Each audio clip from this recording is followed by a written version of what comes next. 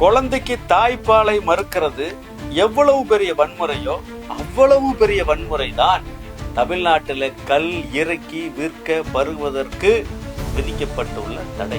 உலகத்திலேயே மோசமான தடை எதுன்னு கேட்டீங்கன்னா தமிழ்நாட்டில் கல் இறக்கி விற்க பருக விதிப்ப தடை தான் உலகத்திலேயே மோசமான தடை. ஏன்னா பனை தென்னை இருக்கக்கூடிய 108 நாடுகள் எந்த நாட்டிலையுமே தடை கிடையாது. இந்தியாவுல தமிழ்நாட்டை தவிர வேற எங்கேயுமே தடை கிடையாது.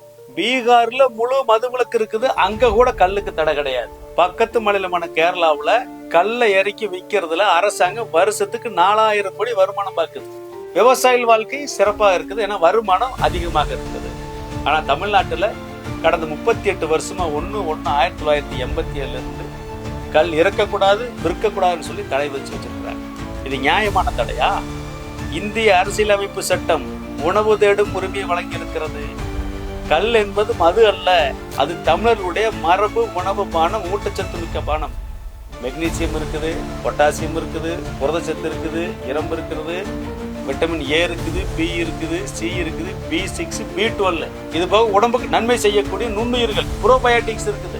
இவ்வளவு சத்துக்கள் இருக்கிற ஒரு பானத்தை போய் அதை மதுபான பட்டியல வச்சிருக்கிறாங்களே, இது முதல்ல நியாயமா? யோசிச்சு பாருங்க. மிகப்பெரிய அநியாயம் இந்த தமிழ்நாட்டில் நடந்து கொண்டிருக்கக்கூடிய இன்னைக்கு இருக்கிற மிகப்பெரிய பிரச்சனை மலட்டுத்தன்மை. இந்த மலட்டுத்தன்மைக்கு அருமருந்து சித்த மருத்துவத்திலே ஆயுர்வேதத்திலே சொல்லியிருக்கிறது தெரியுங்களா? கல்லு, அதுவும் ஒரு மருந்து கல்லு.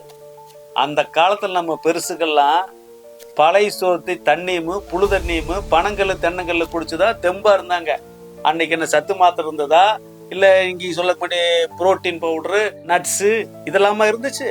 ஆவுன்னா சொல்லுவாங்க, திருவள்ளுவர் 2000 வருஷத்துக்கு முன்னாடியே கல்லுண்ணாமை பத்தி சொல்லி வச்சிருக்காரு. நான் கேக்குறேன், அப்ப திருவள்ளுவர் 2000 வருஷத்துக்கு முன்னாடியே டாஸ்மாக் சரக்கு குடிக்கலாம்னு சொல்லி அதிகாரத்தில் எழுதி வச்சிருக்கிறாரா?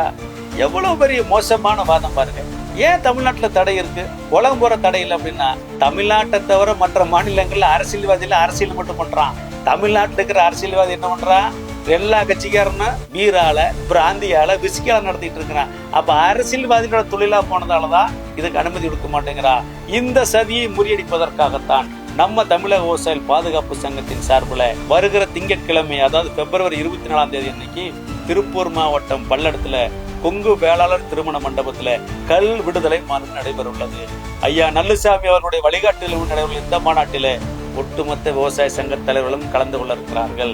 எனவே அனைத்து விவசாயிகளும், தமிழக விவசாயிகள் பாதுகாப்பு சங்கத்தின் அனைத்து உறுப்பினர்களும் எல்லோரும் பெருந்திரளாக கலந்து கொண்டு இந்த கல் விடுதலை மாநாடை வெற்றி பெற வைப்பதன் மூலமாக கல்லுக்கு விதிக்கப்பட்டிருக்கிற தடையை நீக்குவதற்கு அனைவரும் ஒன்றிணைவோம். வாரீர்.